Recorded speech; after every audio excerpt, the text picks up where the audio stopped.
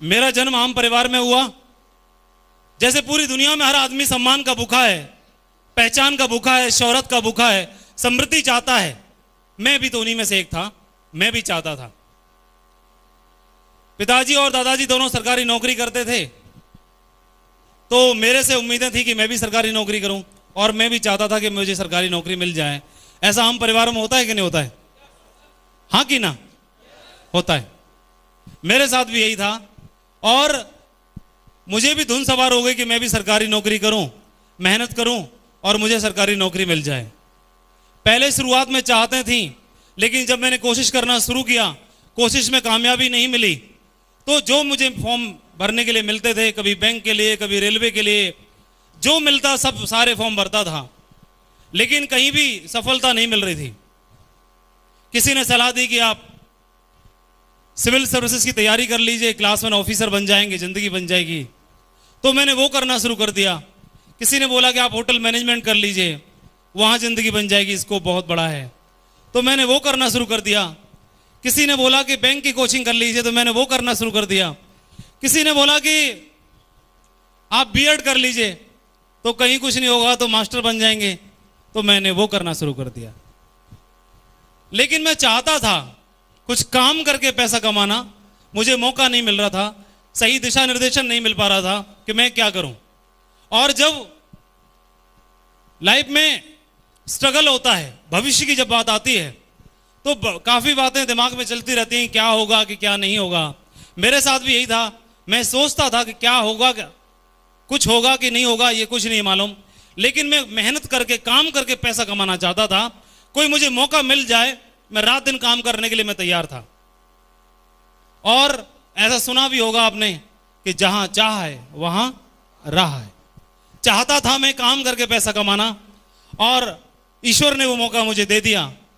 BEd की पढ़ाई करने के दरमियान में ही ईश्वर ने किसी देवदूत को भेजा, और मुझे सिक्योर लाइफ का बिजनेस वरदान के रूप में मिल गया। इस बिजनेस को मैंने भी कसमकश के बाद में, बड़ी जद्दोजहद के बाद में, जैसे सारे लोग ज्वाइन करते हैं, मेरे मन में भी कुछ इंक्वायरी आए, लेकिन जैसे तैसे करके मैंने इस बिजनेस को ज्वाइन कर लिया। ज्वाइन करने के बाद में भरोसा था मुझे भी कि जिस तरह से सारे लोग काम करके पैसा कमा रहे हैं, इतना नहीं तो थोड़ा कम मैं भी कमा ही सकता हूं। और इतना तो मुझे भरोसा था। उस समय पर मैं पढ़ाई का खर्चा निकालने के लिए बच्चों को ट्यूशन पढ़ाता था और अपनी पढ़ाई भी कर रहा था, दोनों काम करता था। बच्चों को ट्यूशन पढ़ा के कुछ इनकम आती थी, उस इनकम से मैं अपनी पढ़ाई का खर्चा निकालता था। उसी दरमियान में मैंने उनके पेरेंट्स से संपर्क करके इस बिजनेस को दिखाना शुरू कर दिया। जैसा आप सभी के साथ हो रहा होगा, यकीनन मेरे साथ भी वही हुआ। मेरे साथ भी किसी ने ज्वाइन नहीं किया, और मैंने कोई भी लगने लगा कि पता नहीं बहुत बड़ा काम हो पाएगा कि नहीं हो पाएगा। एक दिन की बात है कि मैं बताता हूं आपको, एक वाकया मुझे याद है।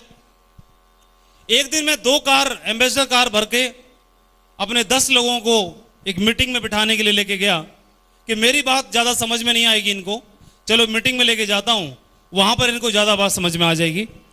तो मैं 10 लोगों को जैसे ही मीटिंग में लेकर के गया, और जाने के बाद में मुझे उस दिन पता चला कि आज इस मीटिंग में सीनियर आए हुए हैं, और अगर सीनियर से इन लोगों को मुलाकात करा दी जाए तो इनको बात समझ में आ जाएगी, और जो हर आदमी 2 ज्वाइन कराना चाहता है तो मेरे भी 2 लोग ज्वाइन कर लेंगे। तो मैं बड़ा उत्सुक था कि आज सीनियर आए हुए हैं, इनसे मेरी भी मुलाकात हो जाएगी, और ये सोच करके मैं बड़ा इंतजार करने लगा मीटिंग खत्म होने का। जैसे ही मीटिंग खत्म हुई, मैं सीनियर के पास गया, उनसे रिक्वेस्ट की, सर 2 मिनट का टाइम आपका चाहिए, मेरे साथ आज 10 लोग आए हुए हैं, बड़ी मेहनत से मैं लेके आया हूं। तो उन्होंने मेरी बात को स्वीकार किया और मेरे साथ आए, और आने के बाद मेरे 10 लोगों से मुलाकात की।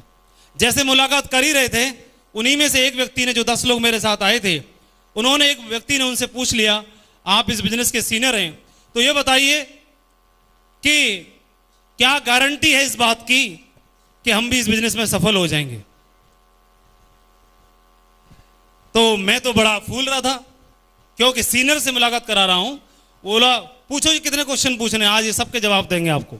तो मैं बड़ा खुश था, मुझे उनकी बात पर डर नहीं लगा कि कहीं ज्वाइन करेंगे कि नहीं करेंगे।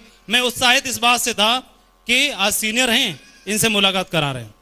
तो जैसे उन्होंने गारंटी मांगी कि क्या गारंटी है कि हम इस बिजनेस में सफल हो सकते हैं, तो सीनियर ने क्या बोला, जानना चाहेंगे? उन्होंने बोला कोई गारंटी नहीं भाई, कोई गारंटी नहीं है। और जैसे ही ये बात उन्होंने बोली, वो 10 की 10 सीट खाली हो गई। मेरे को समझ में नहीं आया कहां गए, सारे भाग गए। वो सारे के सारे 10 लोग वापस चले गए। इस बात का मेरे को दुख नहीं था, दुख इस बात का था कि सीनियर आदमी हैं, इनको तो ऐसे नहीं बोलना चाहिए था। इनको ऐसे बोलना चाहिए था, भाई कोई बात नहीं, काम करोगे, आगे बढ़ोगे, बड़ा काम होगा। मेरे को समझ में नहीं आई।